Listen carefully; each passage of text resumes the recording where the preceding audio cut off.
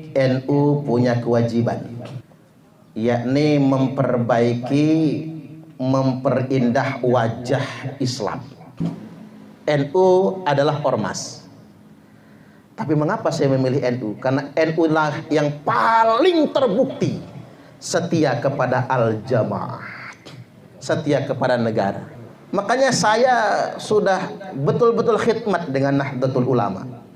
Dan khidmat kita tuh begini, kita bermanfaat dengan diri kita, dengan apa yang kita punya, dan dimanapun kita ditempatkan. Selama satu abad Nahdlatul Ulama merawat agama, membangun peradaban. Hari ini NU punya kewajiban sebagai bagian dari upaya tahsin suratil Islam, yakni memperbaiki, memperindah wajah Islam. Innallaha jamilun yuhibbul jamal. Sesungguhnya Allah itu indah dan Allah suka dengan yang indah-indah. Kalau kata Khabib Nurmagomedov,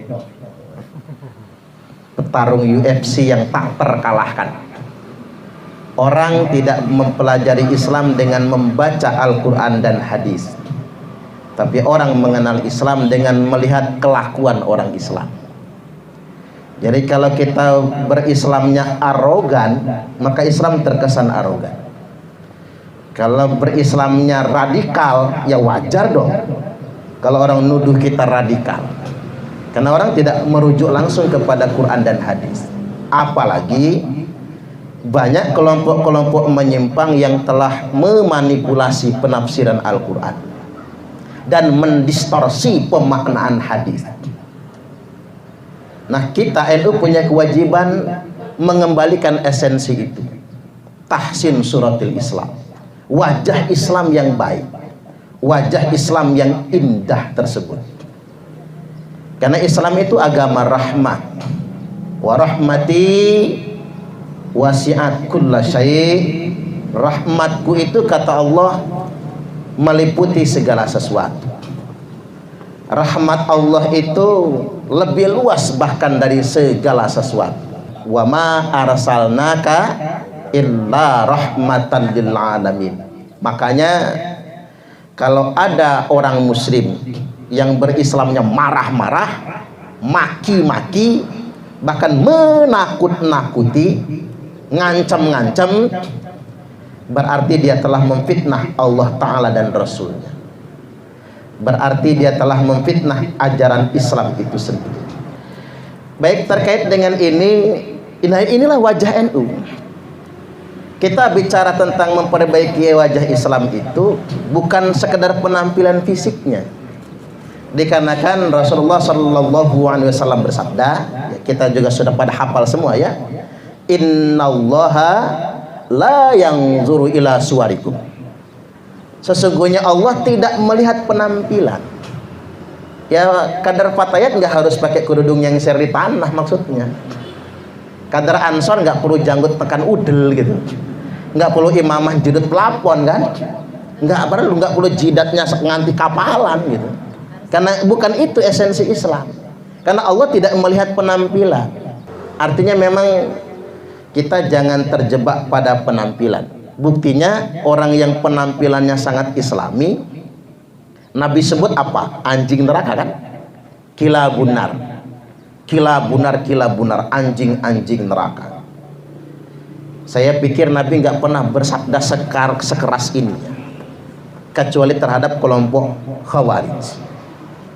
Makanya kalau ceramah di kampung tak halusin kadang-kadang, kiri-kiri neraka. Nggak enak ngomong anjingnya itu. Segawan neraka. Ya asu gitu ya. Asu neraka. Padahal bayangkan secara penampilan yang Nabi sebut anjing neraka itu profilnya udah jelas banget loh.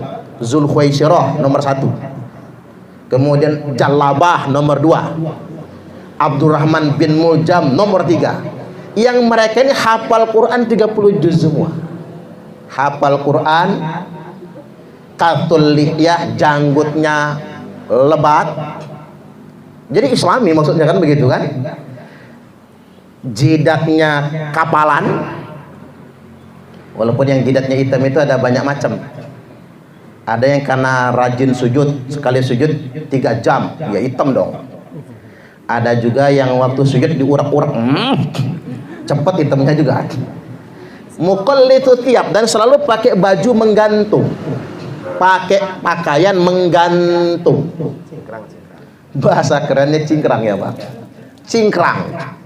Stylenya itu islami banget gitu, tetapi Nabi sebut anjing neraka. Nah NU tidak begitu. Kita bukan menjual penampilan, kita tidak menjual casing, tapi kita jual akhlak yang sesungguhnya. Karena begini, akmalul mu'minina imanan ahsanuhum khuluqa. Orang mukmin yang paling sempurna imannya adalah mereka yang paling baik akhlaknya. Bukan yang paling bagus penampilannya, tapi yang paling baik akhlaknya. Wa khiyarukum linisaihim khuluqa. Dan yang terpilih di antara kalian semua adalah laki-laki yang paling baik dengan istrinya. Kita ulas sedikit yang ini nih. Laki-laki yang paling baik sama istrinya. Karena kita depan fatayat. Siapa tahu gara-gara saya ceramah begini saya dianggap suami idola gitu. Jadi kalau pengen ngukur orang baik, hadis ini kan menginformasikan. Kalau pengen ngukur orang beriman, kalau pengen ngukur orang bertakwa, ukur dari akhlaknya. Siapa yang paling baik akhlaknya? Nah dari orang yang baik akhlaknya, yang paling baik lagi, laki-laki terpilih itu adalah yang paling baik memperlakukan istrinya. Sering ajak ke mall ya? Ya sering ajak ke mall, sering ngasih duit. Wayahnya ngasih duit banting 15 juta, jeleger. Duit apa Pak? Ini uang belanja. Mau buat beli beras, bayar listrik, cicilan kulkas, seragam pengajian, seragam fatayat, ya cukup lah 15 kayaknya ya. Begitu istrinya balik badan mau ke dapur, nanti dulu masih ada yang kurang, banting lagi 15 juta, jeleger. Ini uang apa lagi Papa? Buat mama keliling di mall-mall. Jangan pulang kalau nggak habis. Jangan pulang kalau nggak habis. Subhanallah. 15 juta uang belanja, 15 juta buat hiburan ke mall, 30 juta. Mau nggak kira-kira? Ngimpi yang judul langit ya. Ngimpi aja udah nggak sanggup. Jadi artinya begini, keimanan itu urusan kita dengan Allah, tapi kita bisa mengukurnya dengan moralitas. Makanya orang sekarang ada istilah apa? Politik identitas dan politik etis. Kalau politik identitas orang lebih mengedepankan simbol-simbol. Tapi kalau politik etis, moralitas, basisnya moralitas. Makanya saya sering sampaikan buat kader-kader Nahdliyin dimanapun dia berada, nggak penting identitasnya, yang terpenting adalah sebagai apapun dia berjuang buat rakyat. Karena moral itu penting. Karena yang dilihat orang itu moral, integritas kita semua, itu yang terpenting. Jadi balik lagi, tugas NU sekarang adalah memperbaiki wajah Islam. Ada yang nanya sama saya, Ustaz, kok sama agama lain baik banget? Ya iya dong. Kita kan sedang menampilkan Islam yang rahmatan lil alamin. Tapi kok sama orang Islam benci? Enggak, kata saya. Yang kita perang itu parasit. Parasit yang intoleran. Yang dia mengatasnamakan Islam, tapi cara beragamanya intoleran. Yang mengatasnamakan Islam tapi radikal. Yang mengatasnamakan Islam tapi mengkamuflase ajaran Islam. Justru Islam terkesan radikal teroris kan gara-gara kelompok yang sedemikian rupa. Ini poin pertama. Poin yang kedua yang hendak saya sampaikan adalah posisi NU terhadap negara. Makanya kita nyebut ahlu sunnah wal jamaah. Saya mendefinisikan al jamaah itu institusi. Kalau ngutip Ibnu Taimiyah itu begini, al jamaatu hiyal ijtima'. Al jamaah itu adalah institusi. tempat berkumpulnya para pemimpin umat dalam rangka bersepakat terhadap urusan mereka. Dan satu-satunya ya, satu-satunya, nggak pernah ada duanya, institusi yang paling sah, legitimate, disepakati sebagai tempat berkumpulnya para pemimpin umat hanya negara, nggak ada lain. Makanya kita nyebut ahlus sunnah wal jamaah. Kalau saya dalam bahasa saya ahlus sunnah itu keislaman kita bersanad. Jadi jangan sampai kita belajar mendapatkan ilmu tanpa sanad. Sanad kita ke ulama-ulama kita sampai kepada Rasulullah Sallallahu Alaihi Wasallam. Wal jamaah, setia dengan negara. Jadi saya nggak mau menyerahkan klaim jamaah itu kepada klaim kelompok firqah. Karena hadis selalu membedakan antara al jamaah dengan firqah, itu dibedakan. Nah bagi saya NU ini firqah, bukan al jamaah. Muhammadiyah itu firqah, LDII itu firqah, walaupun nyebutnya Islam jamaah.